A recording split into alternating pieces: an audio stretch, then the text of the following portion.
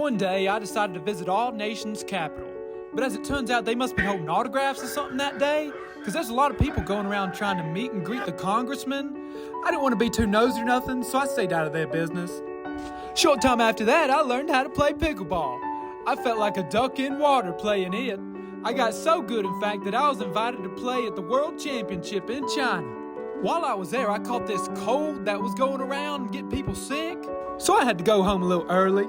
Before we left China, Lieutenant Dane invested in this clock company that apparently did pretty well, and so now we're rich and famous. We got so rich and famous that we was invited to this private island with other famous people, but they all kept asking about how old I was and stuff.